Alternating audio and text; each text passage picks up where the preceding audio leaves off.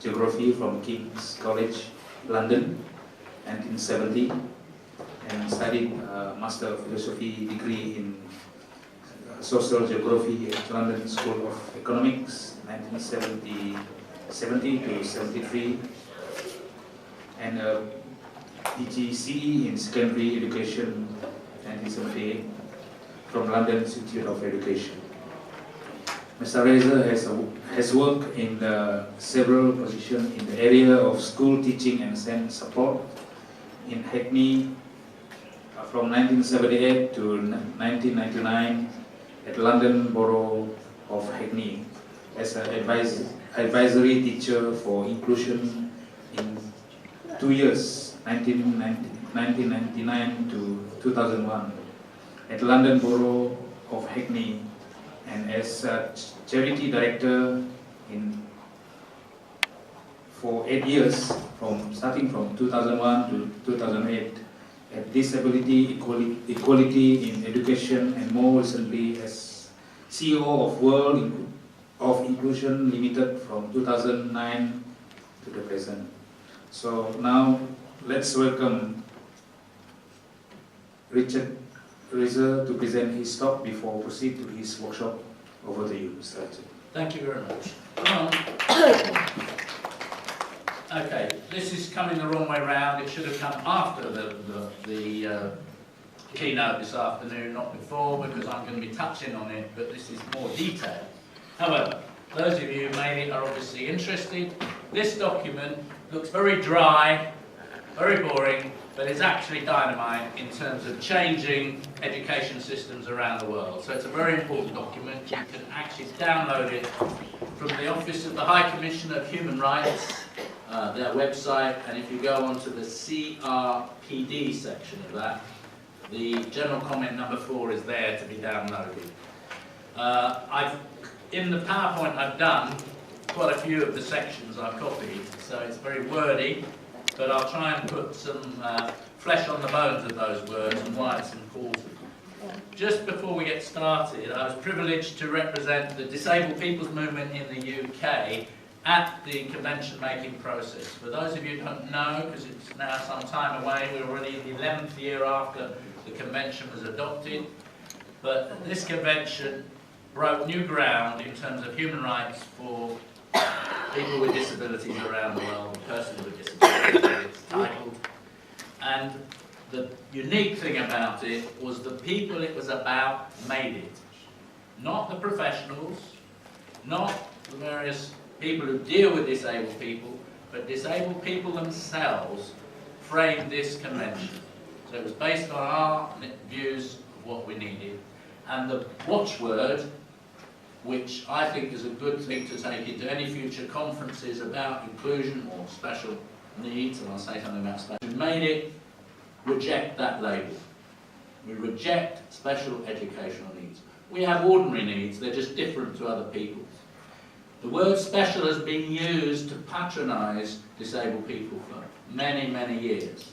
And I think it's problematic that the governments of Southeast Asia have chosen to go forward into a new century using an outdated idea and words. And as we go through the convention, you'll see why that's important. So, when the convention was made, a committee was set up which is nominated by all the state parties, that's the governments, who have ratified, that means taken into law, the convention. That now stands at 173, I think, governments, so most of the governments around the world, 196. So most have actually signed up to it and are meant to be implementing it. It has the status of international law. That is, if it is broken by the government, that government can be taken by individuals to both courts in their land, but also to the committee which will handle individual complaints if they have been exhausted in the government's procedures in its country. And that will depend on whether or not the country has signed something called the optional protocol, which basically means that they are agreed to be investigated by the committee. and you'll have to look on the website to see which particular countries you come from, whether they've signed the optional protocol and whether not. But clearly, if they've signed the optional protocol, it is up to any citizen in the country to challenge the government at the international committee. The committee is made up of 20 people, 19 of whom are persons with disabilities. So that is unusual, in fact unique in the UN structures. So having a committee that's largely made up of disabled people, and those are not necessarily disabled activists, they are nominated by their governments, so they tend to be people who aren't familiar with the processes now that led to this convention. So they themselves need some disability equality education. But nevertheless, they responded in the first 33 country reports. Each country, 2 years after ratifying, has to submit a report covering all the articles of the convention. What are they doing about it? And then every 4 years after that, they have to submit a public report that is scrutinised by the committee. What's important about this process is NGOs, many of you here, non-governmental organisations, unions, if there are teacher unions, other unions can put in comments, and disabled people organisations themselves. And those will be taken account of by the committee just as much as by the government's comments. So in the UK, for instance, our term is finally coming up. It was held up for 3 years because there was an inquiry into the treatment of disabled people in the austerity measures in the UK, and the committee has found systematic violations of the convention which have damaged the lives of disabled people in the United Kingdom. So that's a powerful statement against the government. And so you can get such statements also if you feel your government has not made progress. And it was interesting in the last session that we had that it seemed that people were relying on UNICEF and other international NGOs to do the work for them. If they sign the convention, the government itself has to do it. Nobody else, the government itself. And it has to be held accountable. So these are important points, really, if we are to make the shift into a future which gives rights to all disabled people and their families. Okay, so fundamental principles. I'm really just going through the document. I've got a couple here, but it's, as I said, that.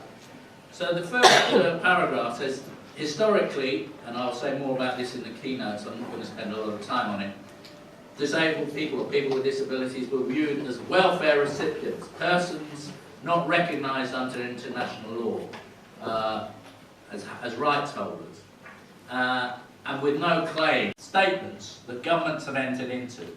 And that's quite a short timescale, 13 years. That's what we're working on now, 13 years to achieve all of this for every government in the world. Now we know that's not going to happen, but we must use it to lever governments forward. And there are a lot of things that the Convention says that we can do to help that. The Sustainable Development Goal also says that it has to be high quality education. So just being there, being in school isn't enough. It has to be quality education. Each child has to make progress on where they were before. That's not progress on a national or international PISA test or something like that. It's progress compared to where they were before. And of course, different children with different capabilities are going to progress at different rates. That's the whole point about inclusion. So that's covered in paragraph 2. Paragraph 3 says that the committee is still very worried that profound challenges remain 10 years after the convention was adopted. And I think some of those problems were in the drafting of Article 24 itself. We had 3 of the most heated debates at the UN over this article. And people who on the Disability Caucus, who had different views, particularly those with the sensory impairment world, could not agree on inclusion at that time. The World Blind Union, the World Federation of the Deaf did not agree on inclusion. Funnily enough, they said, but this is, the International Caucus said, This is an area you know about, so you will be in charge of drafting Article 24. That's a bit like saying to the lion, we're going to give our little lambs for you to look after. Not really a very good idea. When I saw it was going wrong, by the time we got to ad hoc committee number 5, I got myself delegated from the UK and went and started engaging in the debates. And we were able to swing it back. Luckily, I'd done a lot of work as an international consultant in the previous 5 years, and at least a dozen people who'd been on work courses that we'd run, disabled people from the south, were there. And that made all the difference, because if it was just Europeans or Americans, it wouldn't have worked. But because we had people from India, we had people from Southern Africa, East Africa, and so on, who'd been on courses that we'd run, they understood what this was about and why it was so important. And so we did win the debates. It took right up until the line on the last day to get the Israeli government, the Russian government, and the Chinese government to agree. And I remember Eric Fong, who now works in UN DESEC, rushed up to me and said, Richard, you won the Chinese delegation. So it was hand-to-hand combat in terms of arguments, but the chair said, look, there are so many amendments here on the last session, and I'm standing down as the chair after this, a guy from New Zealand, a diplomat, very effective. If we don't agree this by 8 o'clock on Friday, it will be another 10 years till we get this convention.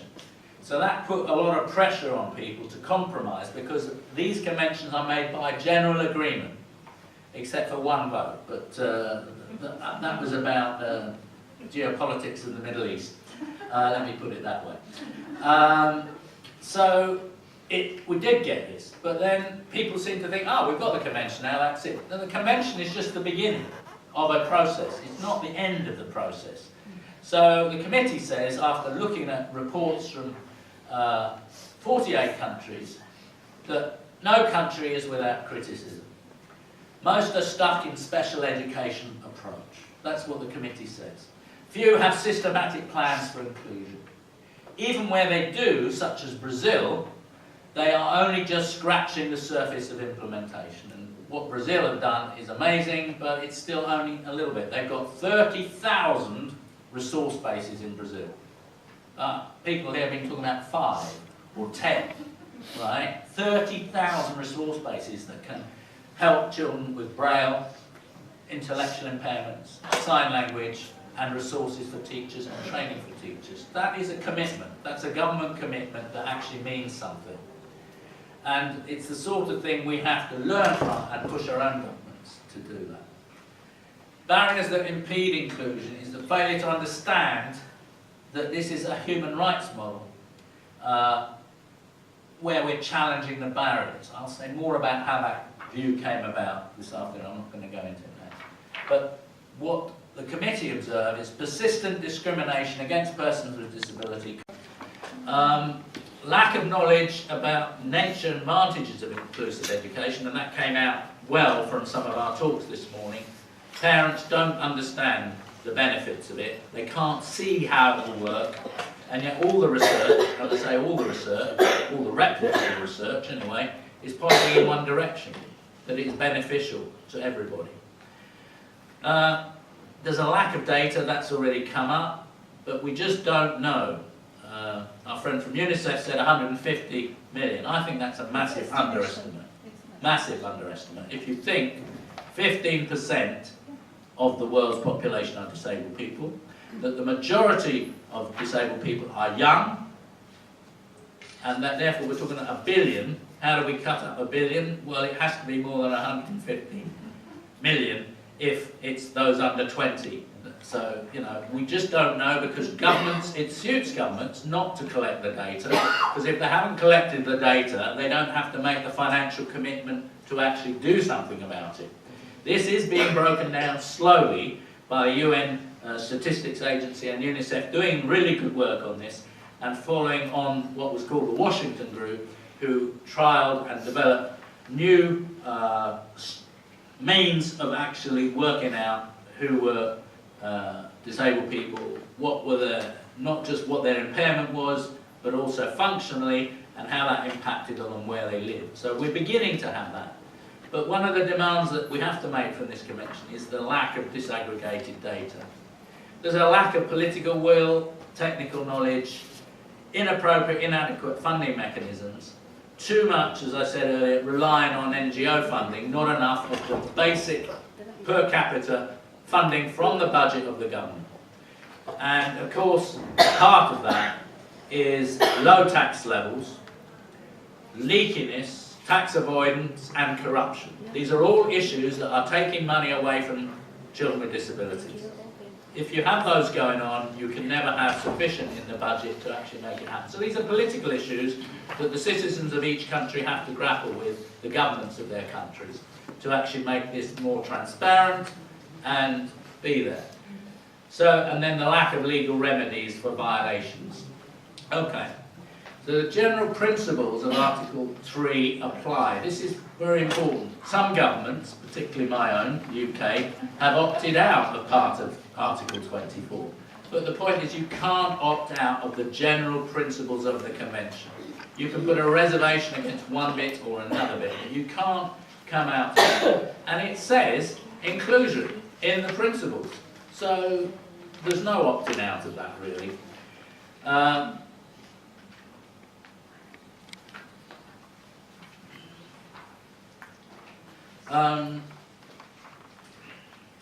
So these are the principles.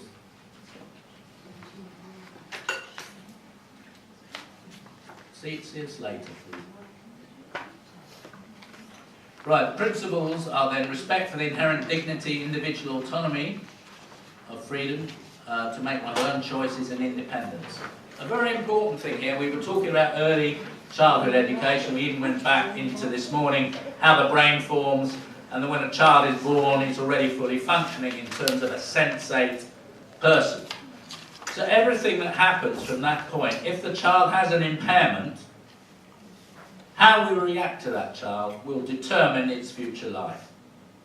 So if we are empowering that child and saying, yeah, okay, you can't see, but you can do this, this and this, or you've got cerebral palsy, you're going to have a wobbly walk, or you're going to use a wheelchair or crutches, so what, you can get on with it. It's not a problem. But if we say, oh, terrible, you know, the karma has come into our life, we've been punished, or what did we do in the past that this happened to our family? Well, we laugh, but these are in the villages where most of us are living, these are still the ideas that dominate, and we gloss over that too easily because those ideas have to be challenged. So, independence of the person, that's for every person, right? Non-discrimination. Full and effective participation and inclusion. So this is, if you want to say, oh well, we can't make progress on inclusion because we just don't have enough money, you say, well, what, you've signed up to the convention, what about 3C? It says you have to do this. So it's not a question of signing up to it and then just leaving it gathering dust on the shelf. You've got to start implementing it. Respect for difference and acceptance of persons with disability is a part of human diversity. And that means not necessarily pushing people to make them normal. You know, I had many examples of children who, for instance, are born of short stature, whose parents feel, and there are medical practitioners who offer this, that they need to be lengthened. So they break their legs and put metal bars into them. Or children with Down syndrome, who had plastic surgery to take away the Down's features.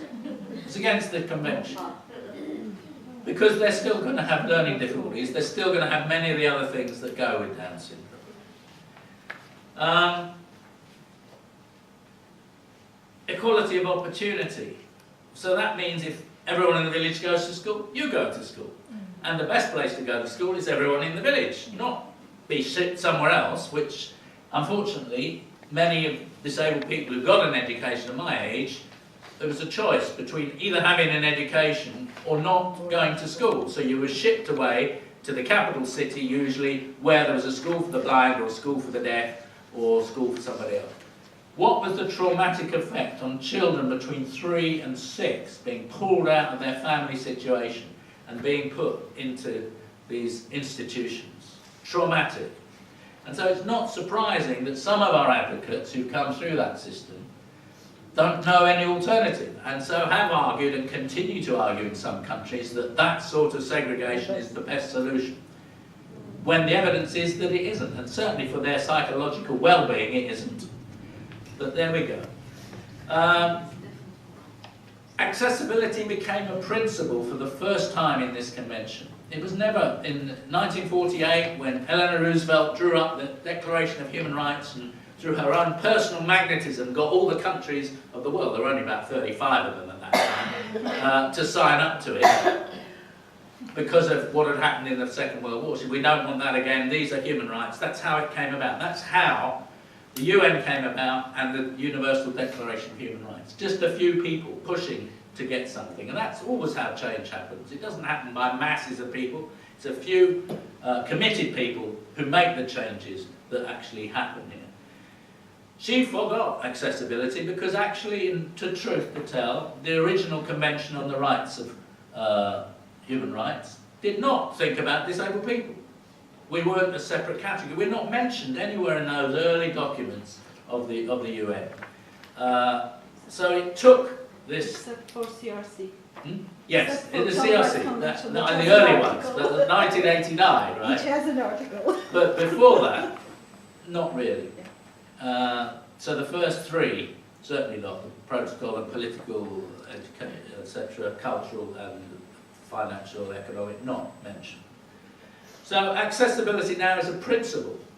So if, as happens in many of your countries, a big multinational arrives on the scene with lots of money, it says, right, we're going to build a 5-star hotel here, lots of jobs for everybody. Are you making it accessible? If not, you're probably breaking the laws of our country and the country that you come from. Because both countries are likely to be signed up to the convention. So you're not to put in a hotel that isn't fully accessible.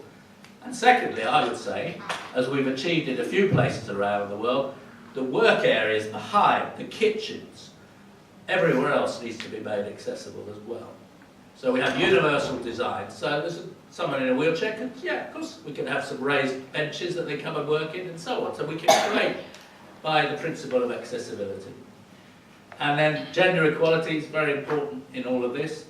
And also relevant from 3 to 24 is this: respect for the evolving capacity of children with disabilities and respect for the rights of children with disabilities to preserve their identities. So not be changed from who they are.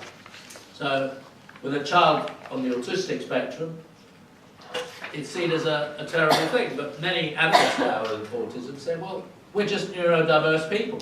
Our brains are wired up differently to yours, and you need to respect us for who we are. We need to create that attitude in our schools, so a child who's got a label isn't weighed down by the label, but we've got respect for their identity. And their identity is, someone said this morning, which I didn't agree with, that we need to get rid of this. Our identities as persons with disabilities or disabled people is an intrinsic part of ourselves. We will never be the same as everybody else who is not disabled. We will live with our impairments our whole lives. The issue is, should the impairment be the barrier or not? So our identity is important. Okay, so all means all was another principle. The present general comment is applicable to all persons, actual or perceived. And that perceived bit is quite important, and it also applies to people associated with. So therefore it applies to parents who are campaigning for their child to be in a mainstream school and often make a nuisance of themselves because they come up against intransigent attitudes. So they're protected by this convention as well, because they're associated with the young person whose rights they are fighting for. There's a 4.3 says that in implementing this convention, state parties must, it's not a may, must consult and actively involve persons with disabilities. So the Ministry of Education, which is setting up committees to implement inclusive education, we heard that this morning, we heard it yesterday, they need to make sure there are places on those committees for persons with disabilities, so that their life perspective informs what is going on. There seems to be this mismatch, that idea that children with disabilities have got nothing to do with adults with disabilities. Except, of course, they have, because the children with disabilities of yesterday are the adults with disabilities of today. And their life experience can inform policy, and it should. And they have a duty, if they get on such committees, to make themselves familiar with all of this material. So involving DPOs is very important. Right, now the second paragraphs, 8 to 38 in the document here, are what they call the normative. This is what you have to do. It has to be done. This has to be done. So in accordance with 24.1, which is the first paragraph, states, parties must ensure the realisation of the right of a person with disability to education through the inclusive education system at all levels, including preschool, primary, secondary, tertiary, and vocational and lifelong learning, extracurricular and social activities, and for all students, including persons with disabilities, without discrimination on an equal basis with others. That's a very powerful statement. So that's paragraph 8 of this document. And if you just quote that, you'll see ministers of education start to shake, because it is a huge commitment. Because it really means a root and branch complete change of the current education system. It cannot be done by twiddling around the edges. It has to be a restructuring of the education system. And the interesting thing about that, if we restructure for this equality and diversity, we will pick up all the other children who are currently excluded from the system because of their ethnic minority, linguistic minority, their lifestyle, their street children, they work on rural children who work mainly on the land and don't have time to go to school. All of these children could be included in this new structure. So although this is about disabled children, the processes of changing the education system will benefit all others. So full commitment from state parties. Just as I was saying, entails, so these are their words, not mine, entails a transformation in the culture, policy and practice in all forms, formal and informal education, environments, to accommodate differing requirements and identities of individual students.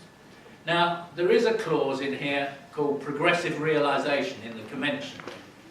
But that doesn't mean that you can't make these changes within the current budgets. And in fact, the duty of reasonable accommodation is one, which I'll come on to in a minute, that states have to do from the moment they sign the Convention.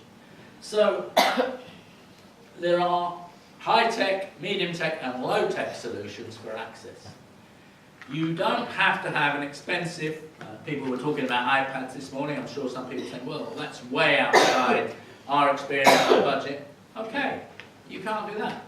But can you make a grid out of bricks so there are 4 squares?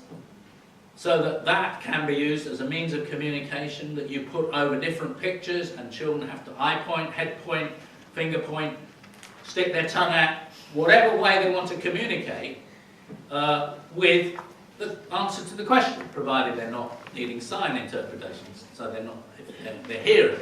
So which is bigger and which is smaller? It's something we have to teach all children, you know, concept of size. I was in a school in Africa and they were doing large numbers. How far was it to Mars, to Venus, to the Sun? And the class, I think it was a grade 3 class, were having to work out which was the largest and which was the smallest. The boy at the front with cerebral palsy, and in the class there'd been some good work going on before, so why isn't he doing that? Well, he can't hold the pen. I said, you're not, this isn't a writing lesson, is it? I thought this is a lesson about size.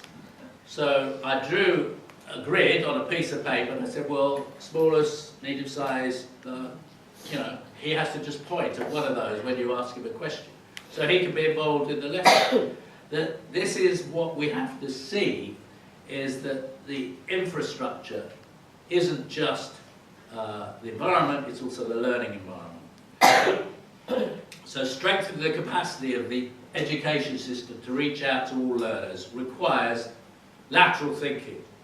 Now, forgive me if I'm wrong, but I was trained as a teacher, most of you were, and when we were trained to think about the individual pupil and what their needs were and how we would accommodate the learning process to meet their needs. So I don't see why there's a separate group of children over here who have special education needs that we don't apply the same thinking to. And that's the fear, that this is a specialist area and we don't know anything about it. Well, you know about children, you know about child development, you know about a lot of things, and maybe with a few more talks like we had from Francis this morning, that could be a day course. If we had 7 of those lectures, it would equip every beginner teacher with enough information to be able to be not frightened of having a visually impaired child in their class or a child who doesn't speak. It isn't a big job to give that sort of hour lecture or put it, as you have done at UNICEF, online so everybody can get the webinar and learn about it. So it isn't the technicalities of doing it, it's the fear in our heads that is the big barrier here.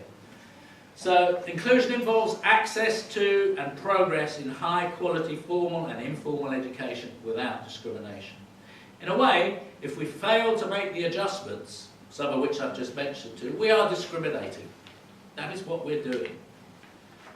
So I would challenge any teacher to say, I can't possibly teach this child. I say, well, what have you tried? Have you asked all the colleagues in your school for other ideas? Have you asked the local district inspector for some ideas? Have you asked the local SEN advisor to come and tell you? If you've exhausted all of those and you've tried loads of different strategies, I might be more sympathetic. But I find in most cases, people haven't tried any of those. They've just said, no, I can't do it. So that's what this is telling us, a full commitment from state parties, and that means everyone who works for the state parties, which in this case are teachers, who by and large work for the state parties. How is inclusion understood? Well, the convention is quite useful, this document is quite useful in saying it's understood in different ways.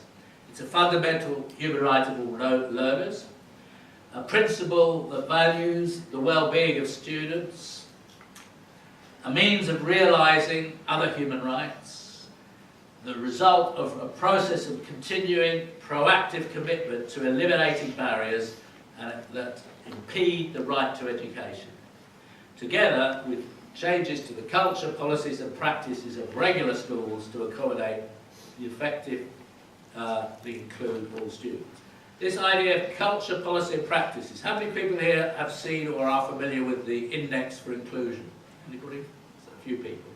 Well, when I was part of the working group that set that up, with Mel Ansco and Tony Booth and a few others, and it was that idea of the social model that is at the heart of the index, that we have to see the barriers are beyond the child. The barriers in the culture, policy and practices of the regular school that are causing the problem. And the index is a self-evaluation tool. There's been a version produced which is online, which can be used in low-income countries as well. And it's a very useful way of a school as a whole coming together and checking, well, how inclusive are we? Is there anybody who lives around our school who doesn't come to our school who should be here? It's the first question to ask. And there probably are. There are probably children whose parents don't think they should come to school. There are children who are too poor to come to school. There are children who are disabled and nobody's sought to actually bring them to school. Once you map that, and the way I've done this in Kenya and South Sudan, we got all the children who were already in school to go back to their neighbourhood and make a little map of all the children who don't come to school. So you don't have to have statisticians knocking on every door. You get pretty good, valuable information by using the class to go out and survey the area around their school who isn't coming to school. And the target, really, of the inclusion process is let's remove all the barriers so that we get those children to school. It may mean going and having a meeting in the community. It may mean going and seeing the head man in the village and saying, why aren't these children coming to school? Here are the reasons why they will benefit. So it means teachers doing more work outside the classroom in order to build and recruit those children. Now some people say that's not my job. My job is just to teach the curriculum as I was taught. Well, who are you teaching the curriculum to if it's not to all the children who have a right to be in that school? So you have to get those children into the school. Now, this is a very useful clarification, and I'll say more about it this afternoon. 4 states of education, if you like. Exclusion, where the yellow, grey and blue dots just aren't in the school at all. And that's the traditional way of looking at people. Segregation, where the blue, grey and yellow dots are in a completely separate space. Integration, where we make a separate space inside the school. And this is the dominant method used in the United States of America. Resource classrooms, which are kept separate from all the other peers.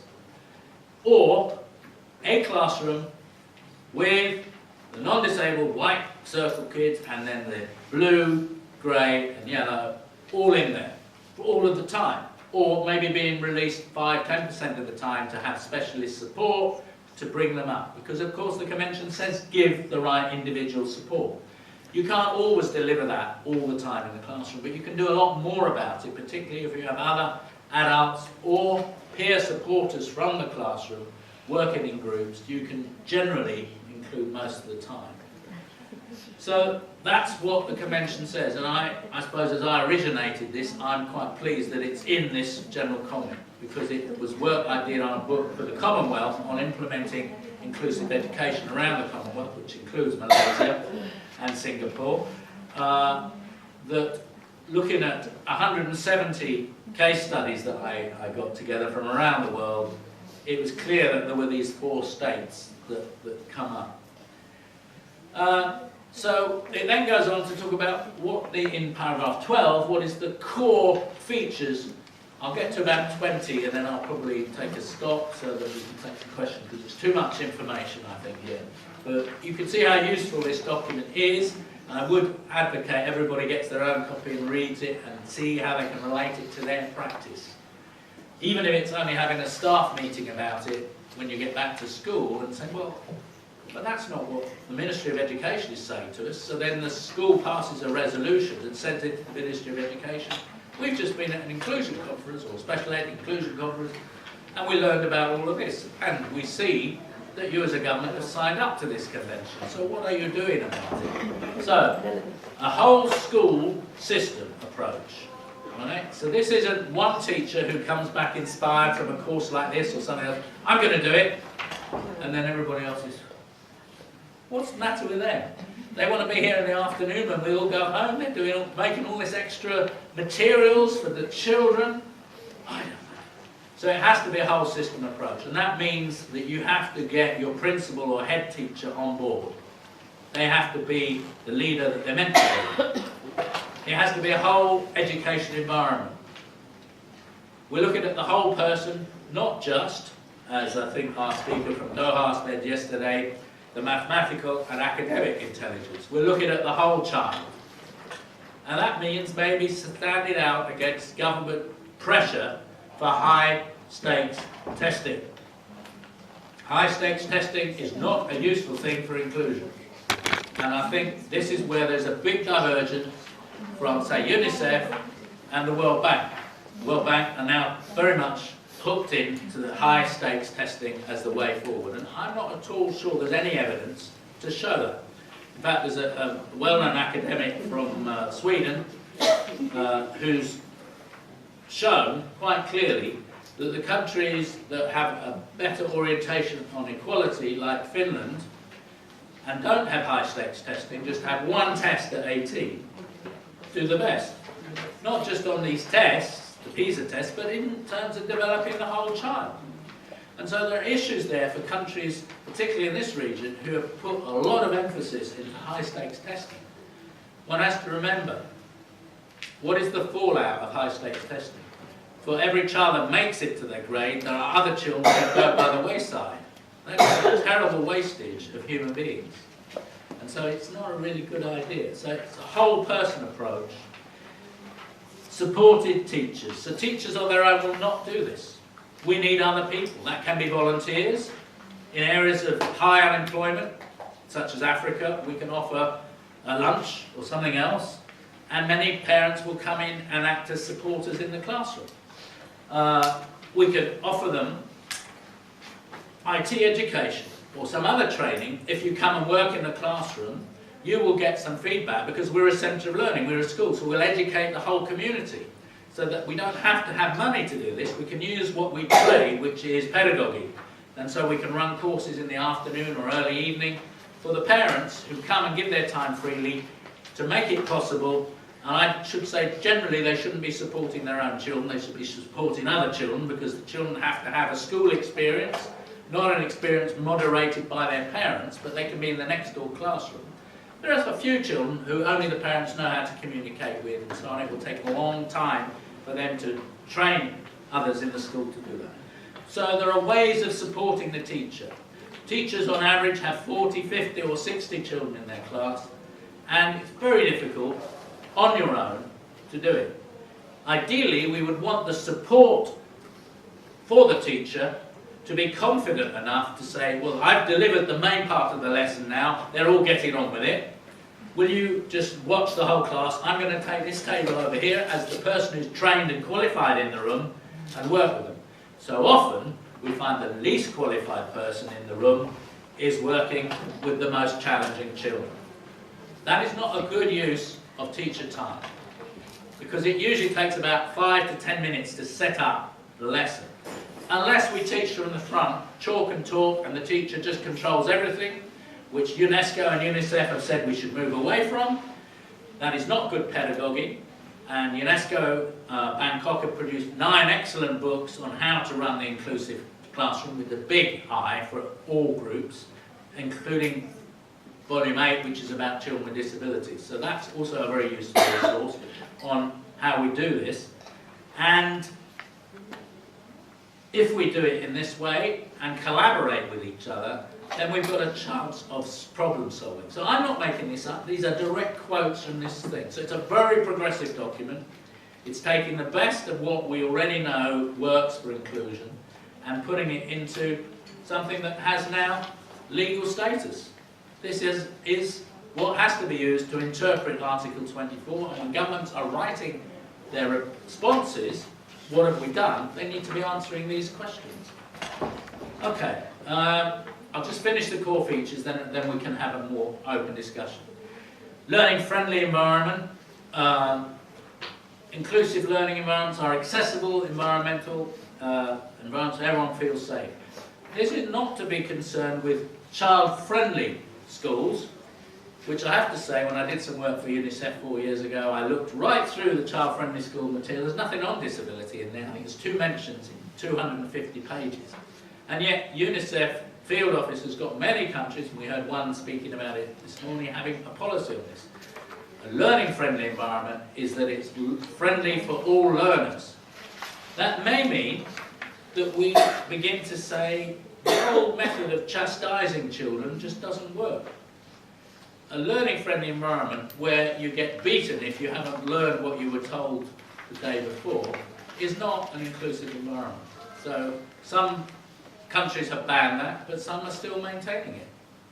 So that's something that needs to be thought about. Effective transition. Learners with disabilities receive support to ensure their effective transition from learning in school to vocation. Now, I've seen schools which will... As the regional advisor here often is, in many countries we have mixture of knowledge.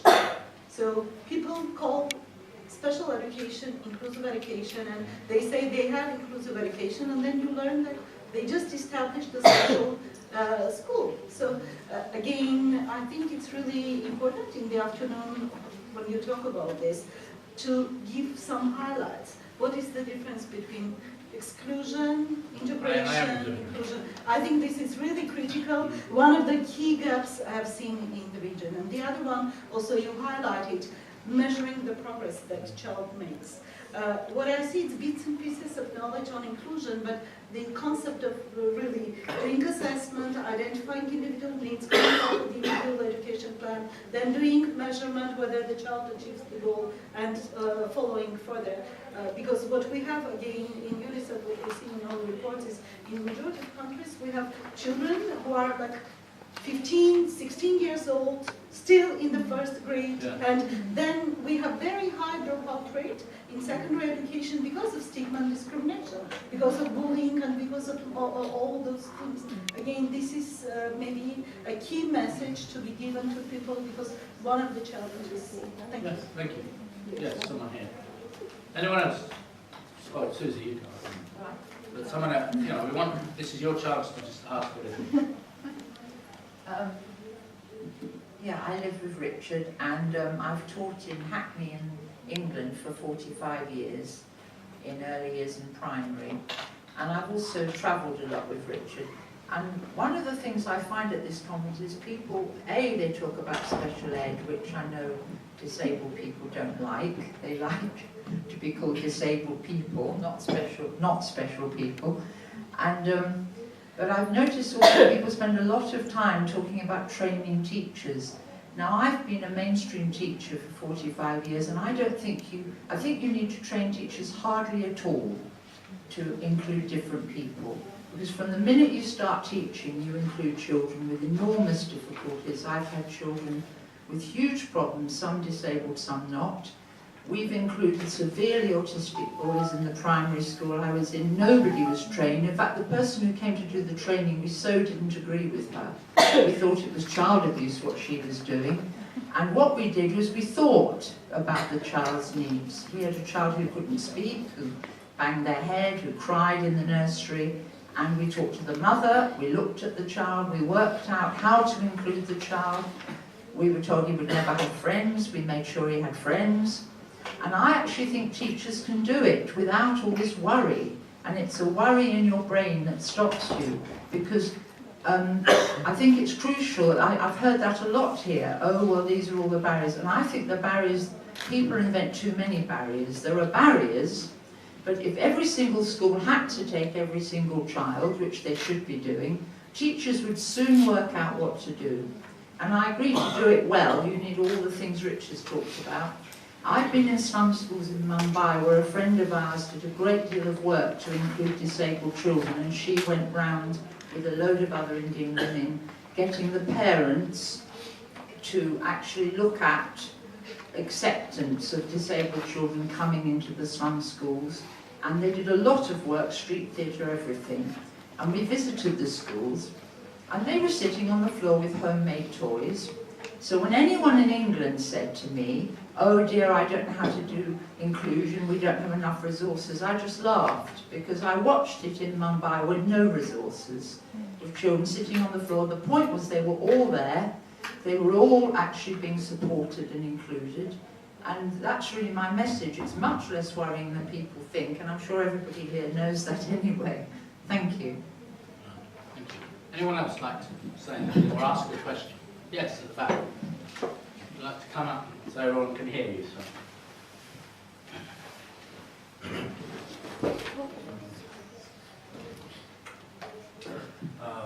My comment is basically on the legal aspect of the rights, the rights of children, CSR, and the rights of disabled people. Many countries have signed the convention, but when it comes to enforcing it, especially in the courts, very often it's not recognized. Malaysia, for example, year 2010, when they planned the education blueprint, we call it, for the next 15, 20 years they planned, special children were not at all mentioned in the blueprint. So when we went there, I represent the ICSE Council of Malaysia. We went there, how come special children were not mentioned at all in the blueprint for the next 15, 20 years? They said, no, we are not going to touch upon special children. However, the following year, the elections was coming. And it was the parents, we have about 1 million children in this country who would be classified as special or disabled. And with 1 million children, you would probably have 2 million parent voters. And next year, I think April, following year, was the elections. And what they did was they got the NGOs all together and put them in a hotel for 2-3 weeks. And they just came up with one chapter to cover the needs of special needs just before the elections. And so you find the last chapter in the blueprint covers it. So this is a big issue for countries like us. Though we have signed the convention, but when it comes to the court of law, the court of laws in this country, they don't accept the convention, then we are caught there. Thank you. Thank you very much. Yes. Anyone else want to come in on this?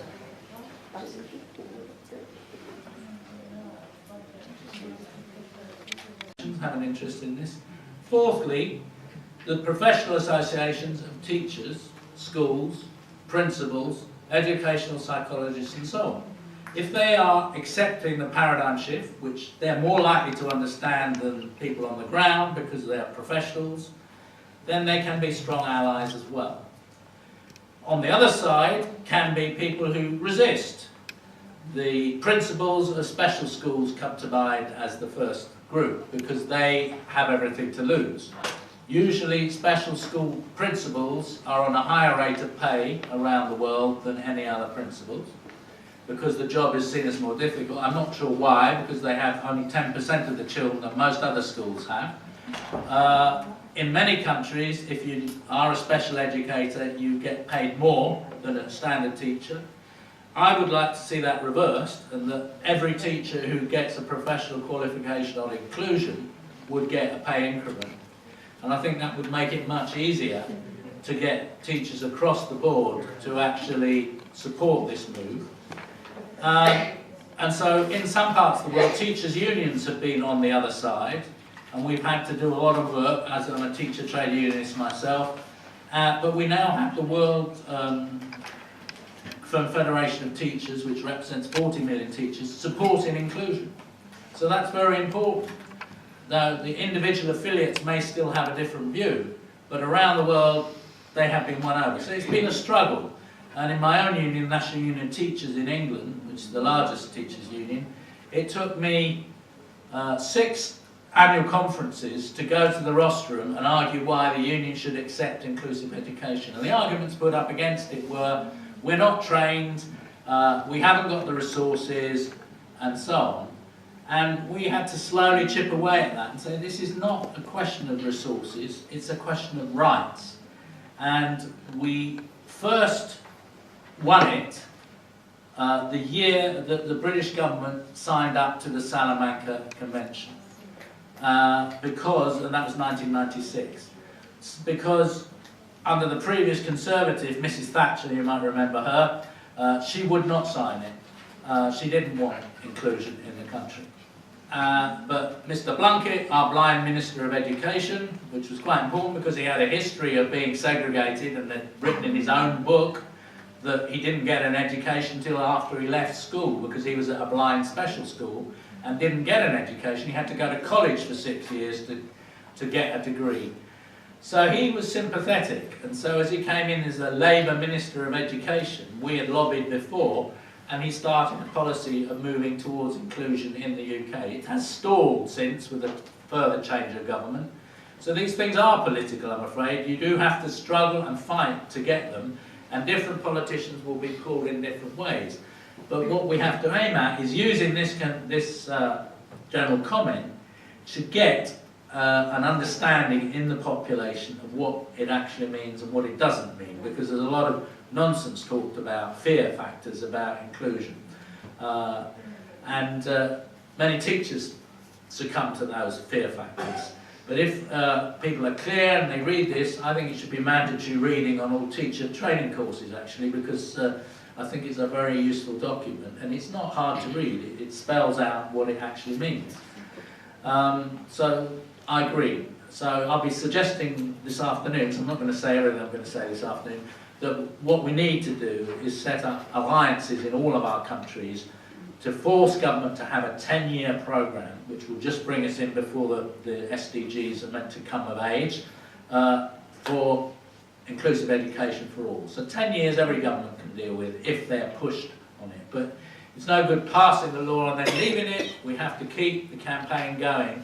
And parents are, after all, in day-to-day contact with their children and what's happening. So I agree that you have to use the political process to make this a reality. Anyone else? Objectives of various treaties. Right to education is a matter of access as well as content, and inclusive education must aim at promoting mutual respect. This deals with the bullying question. The bullying question is a big question.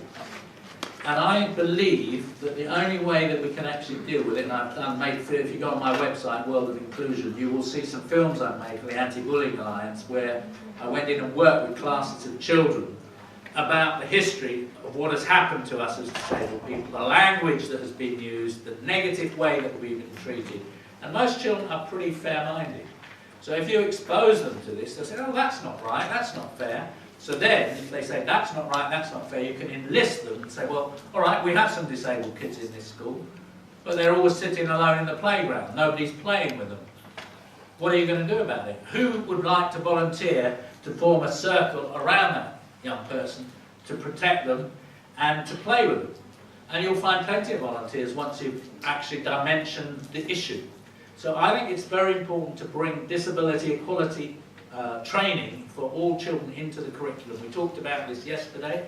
I've got some here of an example of something I run in the UK, Disability History Month. It's now in its 8th year, and each year we get more schools doing stuff. It's still not been taken on by the government, but one day it will be. But we've done a different theme each year. This year is art and disability, looking at disabled artists, but also looking at content, and also something called the Disability Arts Movement, which grew particularly in North America and in Britain. So we were looking at all of that. Last year we looked at language. The year before we looked at moving image film. I've got some of the film broadsheet here if people want to see this sort of thing. And that is to educate teachers and others so that they can then position at the right level the material. They know their children, they know what their learning capacity is, so they do it.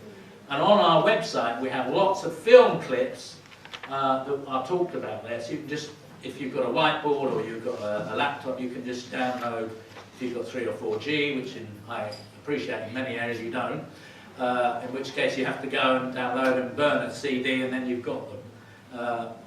But you know, these things are so widely available now that if we are not using modern technology in our teaching, we are missing a big trick. Because if you've got an iPhone, you can get onto a website and you can just have it, and you can plug into this and then blow it up. These are not difficult things to do, so we can bring the world into the classroom and the classroom into the world. So this is very important that as we go forward into this new century, that we actually use the technology that's available. But I think the technology isn't the most important thing. The most important thing is to develop young people to have empathy for each other, have understanding. And therefore, having diversity in the classroom is a resource. It's not a burden, it's a resource, because it means that we have to learn to live with each other, learn to work with each other, even learn to love each other in the general sense of the word. So respecting diversity and challenging bullying. So as the start of what I was saying here, in the schools I've worked with all around the place, I find that the only way you can actually challenge bullying effectively is not having the teacher say, no, we don't do that here. It doesn't work. Because the teacher isn't there all the time, they're not in the toilet, they're not round the back of the playground and so on, where this could happen. But if the whole school has taken it on and said, this is a school rule, and we work through it, so why don't we do this? So the children understand why we don't do it. Then they enforce it, and they say, no, we don't do that at this school. And there's a clear reporting system that goes in. I'm not saying all children should snitch on each other. It doesn't even need to happen like that tell on each other. It's just that it becomes part of the culture of the school. But you can't expect that to happen if we don't share the realities of life of different oppressed groups with the children. If we cosset them and pretend nothing happens, when we know that most terrible things are still happening to disabled people out there, as they are to people with other oppressed groups like LGBT, transgender and so on, which I know is not popular in this part of the world, but nevertheless it's a reality. So we have to be honest with children if we want them to grow up to be effective citizens and to challenge bullying and other such things. So that seems to me is in there, developing self-worth, a couple of others. If you're not convinced yet about why we need to move from the medical model, To implement education should be directed to the development of the personality and all the different parts of it. The education of person with disability too often focuses on the deficit approach. What do we mean by the deficit approach? It's about identifying and labelling what the child can't do. Some of you, any psychologists here? No? Okay. But it is quite a part of educational psychology practice to identify what people can't do. There's no reason why. I've got two friends who are educational psychologists who are part of this magazine that we produce in England called Inclusive Solutions. They've got a website with fantastic ways of using person-centred approaches to actually enhance the experience of young disabled people and others in school. So the psychologist doesn't have to look for the deficit, it can look for the positives. In Eastern Europe, which we don't have here, and ex-Soviet republics and so on, they had the deficit model went even further. It's called defectology. And there's a whole science of it. You were a defectologist originally? No, I'm from that region, I know. You know about it. So it's deeply ingrained. And I've done training all over that region, and it's very hard to break down because it just seems a reality that, yes, you can't do this, so you have to go there. Well, who said? Well, probably Joseph Stalin said initially, but, you know, he had a lot of funny views about a lot of things. Does that mean we have to go on doing it? You know, I don't think so. So the deficit approach does need challenging in every way. Are you signaling to me? Okay, let me just go on to, I was looking for another slide. Okay. Well, it goes on to then talk about some of the other principles. The education system has to be available in every community. That's something that we haven't got yet. And so we heard, I think, from BRAC, is the person from BRAC here? No, that they even have a school on a boat in the back of Bangladesh. And their whole point of BRAC is to reach the children that the state system doesn't reach. Now, I was in Bangladesh in January, and I think the state relies too much on BRAC to reach the kids that others can't reach. Because, yeah, they proved that all these children can be brought into education. Our speaker didn't get a chance to talk this morning about the figures, but 2.5 million children they are educating in Bangladesh. Out of, there are 21 million children. So they're doing the state a big favour by doing this, and the state is sitting back and saying, oh, well, we don't have to do it because they're doing it. But it's a temporary measure. That's the whole point of it. It was to reach people for one generation. But the state now seems to be taking these shanty schools, which is what they are, largely in shanty towns, and they're just a mud floor with a mat on it.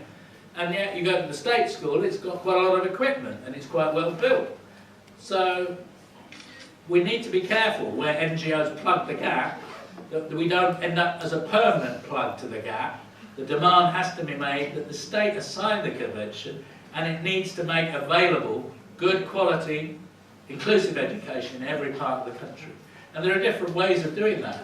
Your nomadic groups, you maybe have, it's done electronically or by post, and then you meet up once a month with the teacher who checks what's going on.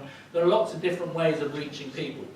But availability is one thing, and then accessibility, there's a lot in here about accessibility, I won't go on about that.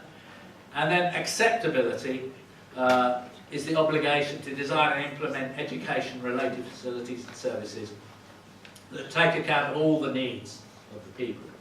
I was very pleased to see that the Global Fund for Education, which is the main donor which brings together money for education, and by the way, is not raising enough money to reach the Millennium Development Goal, the Sustainable Development Goal. It needs to be doubled at least. But they are now saying they will not give grants to any country that doesn't actually build fully accessible schools. I've yet to see whether that's a reality on the ground, but certainly in some parts of some countries it is. So acceptability and adaptability. So using different approaches to learning, such as universal design for learning. It's all in here. I'm losing my voice, so I think I'm going to stop. Anyway, there's probably enough for one more.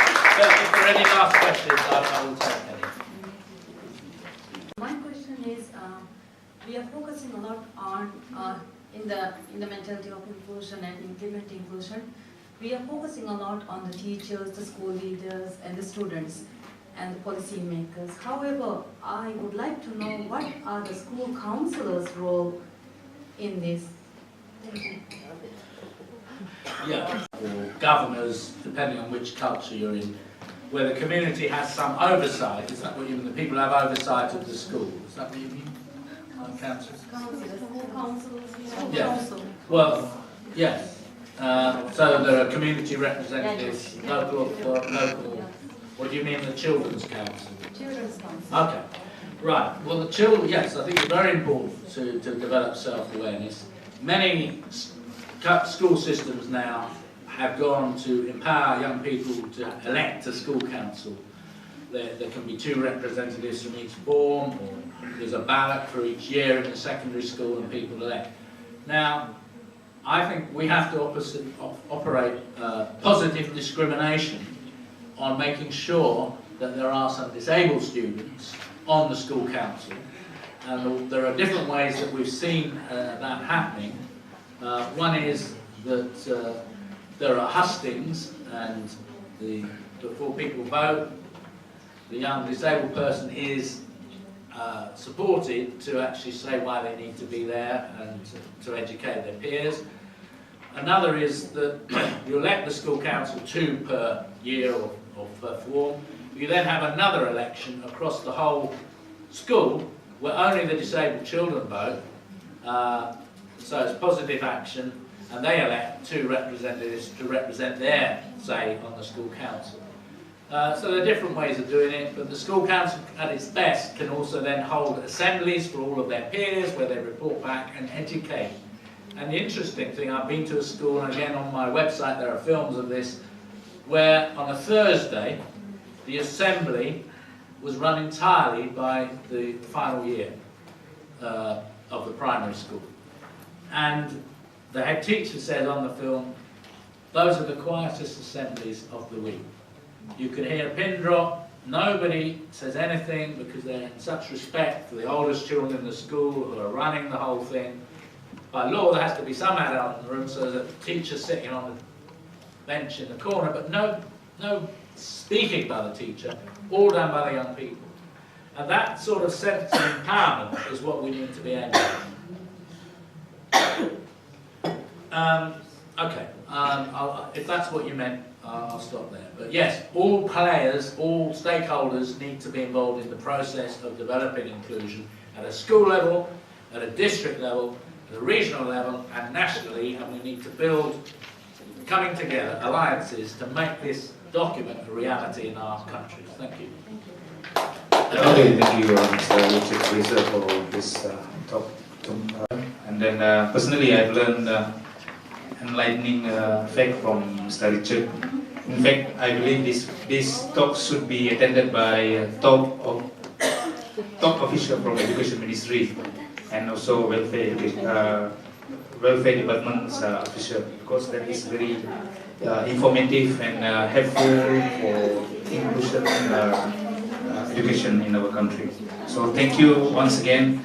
Don't forget our keynote 4 will be this afternoon. Our speaker will be Mr. Richard himself. So this will be the kickstart of the keynote for this afternoon. So thank you and have a good lunch.